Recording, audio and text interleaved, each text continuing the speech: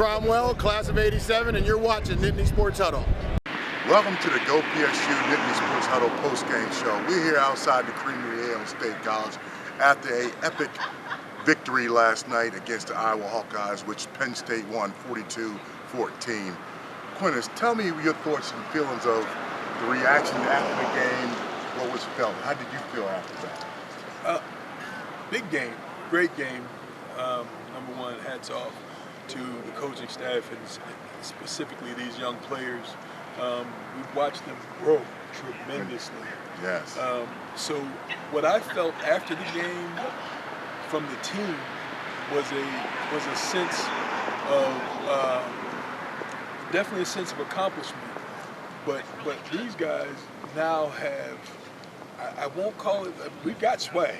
We've got some swagger, which is necessary and needed, but the level of confidence that I think they have, you know, some people said that, you know, we were always hunting and now we were going to be the hunted. And like I said to these guys, we are lions. We always hunt. And that's where they are. That's what I felt from the team, is a sense of confidence that, you know what, we work hard, we study film well, we know what we're supposed to do, we're going to go and get it done. And when they get it done, there was no sense of surprise. Like, I think the Minnesota game, they may have been surprised at what they were able to do. The Ohio State game, there was so much determination that there was a sense of relief, super excitement, but relief on the field, you know, and some release too. But last night, it felt like sheer confidence. Well, I think that's where they've been building to, and we always talk in terms of football talk about how the offense is always the last to gel. So our defense has been keeping us right where we need to be as the offense gelled, and with the additions on the offense side of the ball this offseason, I think it made a big difference on how these kids are playing week in and week out. So with that continual progress and the confidence that they're playing with, I think that's what we're starting to really see out there, is that a lot of these kids are playing with unbelievable confidence week in and week out. We get guys that get banged up, the next guy's filling in, and you don't see a drop-off. That's key. Which is key. And then for us to be in that state right now with these young players, I am truly excited to see what Coach Ryan is going to do in a couple of years, because right now it's so much excitement in the air. The fans are where we're supposed to be, back in this program, and I don't think any other program could have turned it around as fast as we did, and that's because of the support of our fans. Our fans, they show up week in and week out. They're here, they're cheering. We got the White House going, so all that excitement is why we played the game. Absolutely. And now why these guys are enjoying it, and you're starting to see that swag on the field, which is most important. On the defensive side of the ball, can you give me your perspectives on some of the great things you saw there? Well, there's without a doubt great things taking place on the defensive side of the ball. I think the fact that we were so banged up at at one position early, we were so banged up at linebacker early that it made the coaching staff use other players in positions that they were not ready to play. Some guys who weren't ready to play really at this level got some much needed on-field experience, and now that piece is beginning to gel, and our defense is well rested on a regular basis because of the rotation. We're rotating our D-line on a consistent basis, and now you see the linebacking core as the coaches begin to bring in Kabenda and Bell both back in their starting roles, but they get spelled on a consistent basis by guys like Cole Farmer, who can come in and play a multiple linebacker positions. That's tremendous for this team. And then you've got guys in the defensive backfield, because when we go to our nickel package, we bring in an extra defensive back, and you see a guy who got time early in the season come up with a key interception that really, really put the nail in the coffin on last night. So, from that perspective, it's tremendous. It's back to the team concept, and that's what we are here. Blair is talking about the support from the fans, and as a team, you all are a part of the team. We're going to come back with more of Nittany Sports Huddle, the goPSUrv post-game show, so that Blair can give his perspective on the defense and the team aspect in a moment.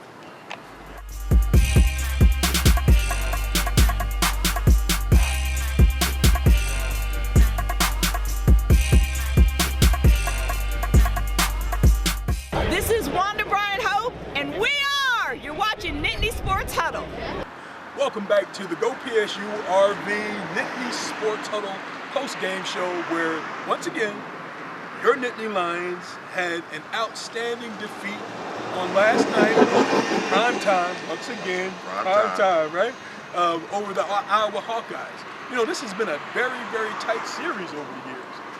And we were up 13-12, now we're up 14-12 in the series overall, which is a great thing. So Blair, tell us your perspective, tell the fans, or the supporters.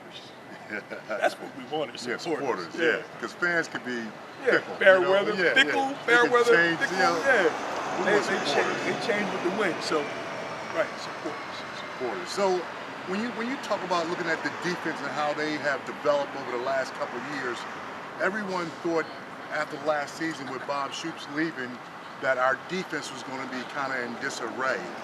And to be honest with you, I think they fired on all cylinders and playing a lot better than they have played before. Absolutely. And I don't know if it's, you know, the scheme has changed that much. I don't think so. No. But these guys are really motivating these guys on defense, and the experience that they're getting on the defensive side of the ball. You had mentioned the injuries, you know, early in the season that helped those defensive guys get the experience, and that experience in turn helped you on special teams because now showing up. Yeah, it's going full circle right now with you know, the play of these guys and the experience. They seem more comfortable. Yeah, guys are more comfortable because they playing with that swagger that we talked about, and we had mentioned on a couple other shows about how games are won and lost in practice. Absolutely. And these guys, you can see the amount of mental mistakes is reduced tremendously. Tremendously. And anytime you expect a defense to be a solid defense, you got to have discipline. And that's what I see these guys playing: disciplined football, gap control defense. They're not letting guys break contain as consistently as they have done in the past. So these guys are really gelling together. We're still getting the guys up front, getting the push that's needed. And then they're turning and running. And making tackles 2 and 3 yards downfield. That's amazing. Because they playing the game. How many times when we were in school where Joe used to make sure that the backside, whether it's the defensive back on the other side of the field, still had to come across to get to the play. You got to run. That's a part of practice. So these guys are really getting after it on the defense side of the ball, and I'm just excited to see all that come together at the perfect time. It's like a perfect storm. And I tell you what, if we was to play Michigan now, it would be a different type of game. Oh yeah, be an outstanding game. Yes. I'd love to get Michigan right now, which I'm sure certainly love to play Pitt again. I think we wipe Pitt off the map right now. You know, in all 3 phases of the game, because I'm gonna tell you what, we've got one of the premier running backs in the nation, without a doubt. But when you look at what Huff has done with the young guys coming in, you know, Miles Sanders did an outstanding job carrying the ball yesterday. You know, so did the other 2 running backs. So 4 running backs get opportunity to get in the game, and I love the way, you know, Coach Moorhead, when he put Miles in the first couple of plays, he let him touch the ball, but he took it from him. Let him touch the ball, but took it from him, and then, even though he was doing an outstanding job on kick return, I think he averaged over 24 yards per kick return, which is tremendous. Yes, that's what you're looking to get to 24 to 30 in that range. In that range, right? So he's doing a good job there. But when he did let Trace give him the ball, almost said rock, the pill, football vernacular. You know, when he let him give him the pill, he did a good job toting that thing. Yes, he did. But there's one person that I'll be remiss if I didn't point this out. about Tommy Stevenson. Oh my goodness! The What a run! What a run! The effort, determination. I'm getting in that end zone. And what about the coaching staff saying, "Here, Tommy, this is a play to set up for you. This is set. Tommy can run this play. Let Tommy get the ball. Let's get him warmed up, get his juices flowing, so that when he gets in at quarterback, he's already acclimated to the game." That's tremendous coaching, ladies and gentlemen. You know, for all of you who may be watching the show, because a lot of the naysayers probably don't watch us anymore, because we give it to you like you deserve.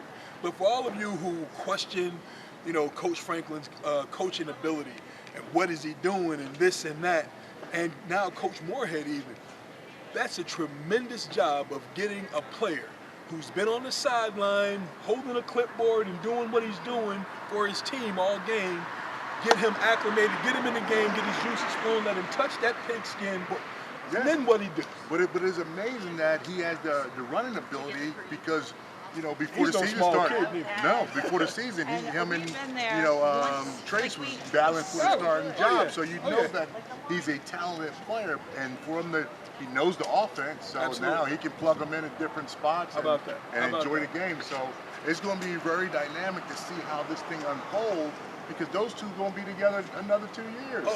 And look here, here's the setup. The reverse to Tommy, pull back and pass. It's coming. It's coming. So all of y'all, who we got? We got Rutgers, Indiana, and Michigan State. Know that it's coming. And then whoever, we playing the bowl game. Well, we're officially bowl eligible. We're bowling. Here we go. We're going bowling, y'all. We're going bowling 3 years in a row. That's 3 years in a row. Going bowling. All right, that's it. That wraps up this show, and we'll see you next week on the goPSU Nittany Sports Huddle postgame show. I'm Christian Hackenberg, and you're watching Nittany Sports Huddle TV.